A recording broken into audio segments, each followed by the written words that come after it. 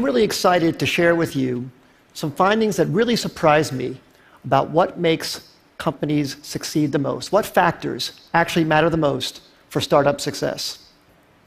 I believe that the startup organization is one of the greatest forms to make the world a better place. If you take a group of people with the right equity incentives and organize them in a startup, you can unlock human potential in a way never before possible. You get them to achieve unbelievable things. But if the startup organization is so great, why do so many fail? That's what I wanted to find out. I wanted to find out what actually matters most for startup success. And I wanted to try to be systematic about it, avoid some of my instincts and maybe misperceptions I have from so many companies I've seen over the years. I wanted to know this because I've been starting businesses since I was 12 years old, when I sold candy at the bus stop in junior high school, to high school when I made solar energy devices, to college when I made loudspeakers, and when I graduated from college, started software companies.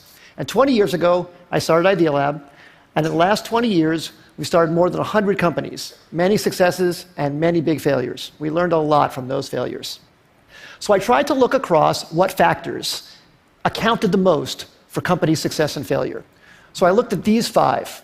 First, the idea. I used to think that the idea was everything. I named my company Idealab, and how much I worship the aha moment when you first come up with the idea. But then over time, I came to think that maybe the team, the execution, adaptability, that mattered even more than the idea. I never thought I'd be quoting boxer Mike Tyson on the TED stage, but he once said, "Everybody has a plan until they get punched in the face."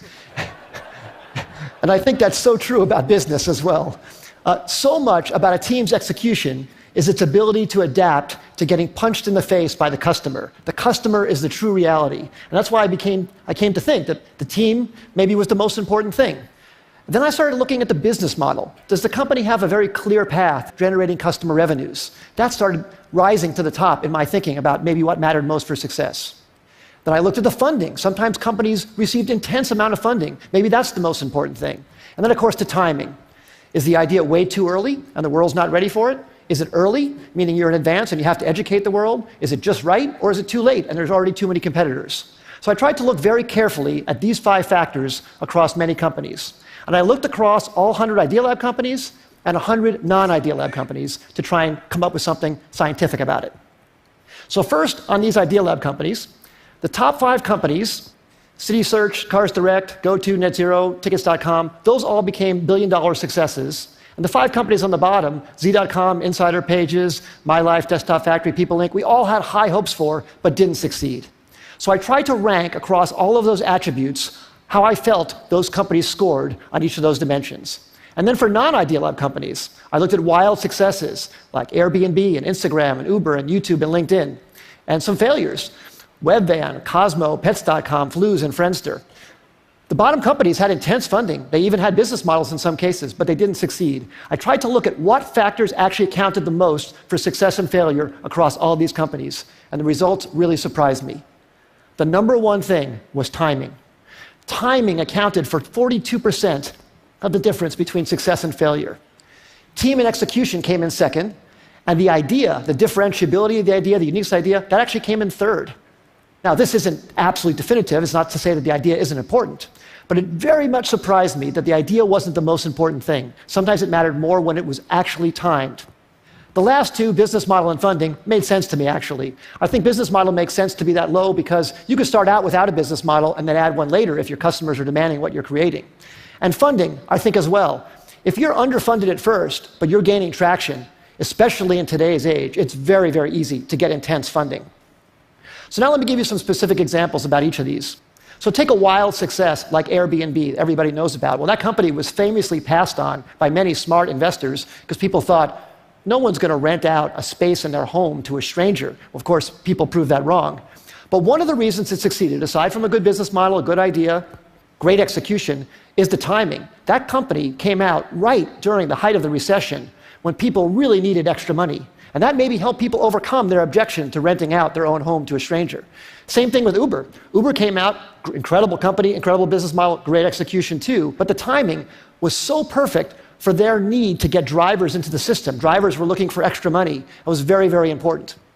Some of our early successes, CitySearch came out when people needed web pages. GoTo.com, which we announced actually at TED in 1998, was when companies were looking for cost-effective ways to get traffic. We thought the idea was so great, but actually the timing was probably maybe more important. And then some of our failures. We started a company called Z.com. It was an online entertainment company. We were so excited about it. We raised enough money. We had a great business model. We'd even signed incredibly great Hollywood talent to join the company. But broadband penetration was too low in 1999, 2000.